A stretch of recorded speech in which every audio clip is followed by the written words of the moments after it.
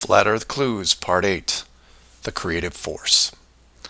This Flat Earth perspective takes a look at the design from the ever-present why standpoint, and although it will review some of the dome technical features already discussed, I'll try to do it from a different angle, or more specifically, why I might build it. Someone mentioned to me recently that while the dome was a very big concept, it made the world much smaller. Kind of like what Admiral Byrd expressed in an interview all those years ago. This someone also said that it made them sad, which I understood. And while I did what I could to comfort this person, I realized that I could have done more. So this video is for the people who look upon this world with their new eyes and start drifting into a state of melancholy. To preface, this isn't jail, nor are you lab rats. And before I'm done, I hope to show you a version of why. To start, let's look at an old story, one that you may have heard, involving another enclosed world, kind of like yours. I say kind of like yours because the finished design that you are sitting in right now took several revisions in just about every aspect, much like any project. You come up with ideas, you see what works and what doesn't, and you improve the process until you come up with something that, while not everyone agrees upon, satisfies the best of all criteria. One of the first dome layouts involved a race of people who were supremely driven by ambition. They didn't have a word for lazy or fear. They absorbed knowledge very quickly, incorporating physics, advanced electronics, engineering, and drove their technology with energy from the enclosed world itself. And when their technology had reached the point where the dome's structure was discovered in its entirety, there was no reaction of wonder and awe. They just looked up and squinted at the sky. Eventually, those squints turned into glares. Oh, they had religion, to be sure, and it was tied to their daily lives, but to them, this wasn't religion. It was a challenge. Almost like they weren't that impressed. Hard to fathom, right? Seeing that your world had borders, but instead of being afraid, shaking your fist at the sky with arrogance. But that's what they did. So much confidence and might that when they found out where they really were, a new priority was created.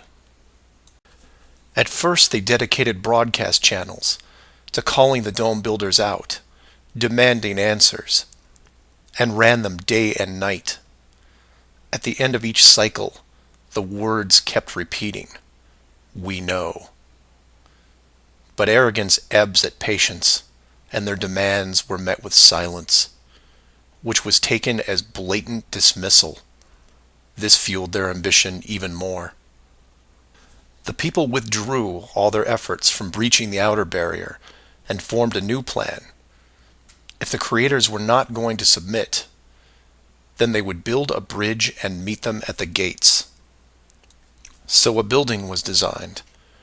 But to call it a building was to call the pyramids a sand castle. It was the greatest structure ever conceived, at least to them. It was to be over 30 miles wide and hundreds of miles high, enough to reach the dome ceiling itself, where they would meet the builders face to face.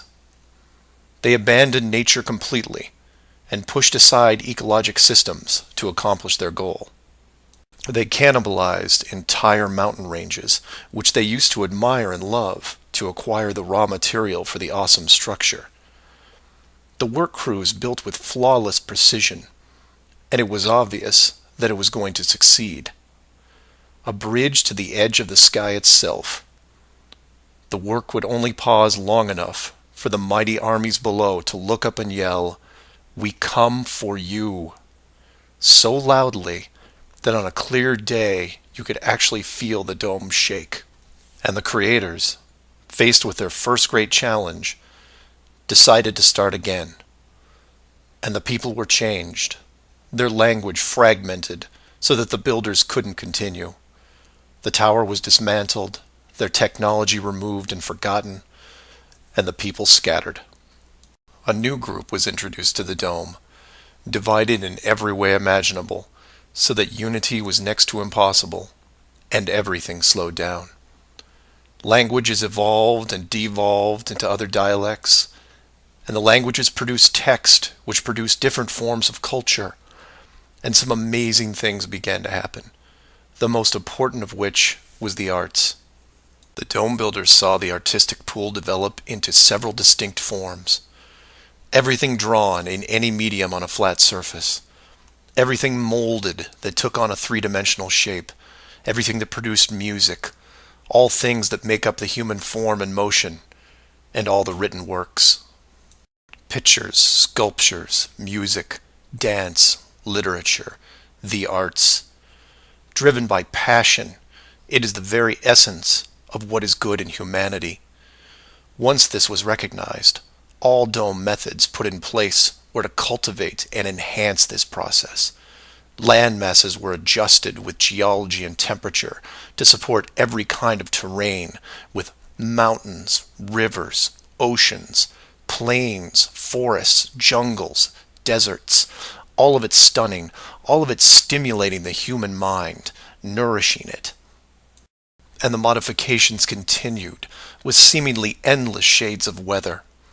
The sky was overhauled, a moon added, and layers upon layers upon layers of stars, so that one day, when the people were able to see further than their own eyes, there would still be something new to see.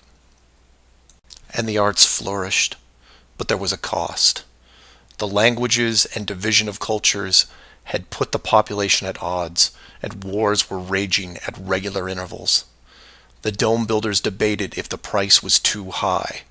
Plans were drawn up to make more changes, until they noticed that the arts thrived even through the worst of conflicts, producing grace and beauty despite their burning world.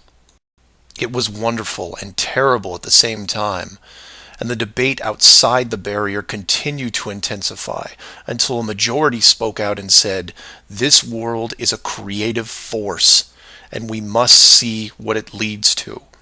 The barrier must be hidden at all costs." So the globe model was put into the population, and both science and religion adapted to it. The arts grabbed onto it like a new drug, the creative minds of the world exploding with new concepts. Their universe was now infinite, and the rules changed. Science then led to science fiction, which opened up everything else. Books, pictures, sculptures, dance, and music, all reaching deep into space, decade after decade of wonderful possibilities, rising above the ashes that were at their feet. And it's not just the artists, it's everyone.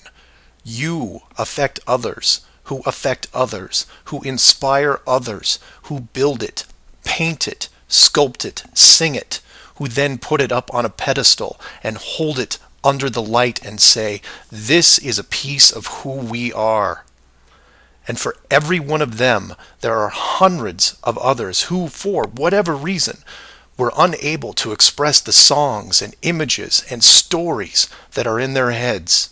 Imagination is far more important than knowledge because it is limitless.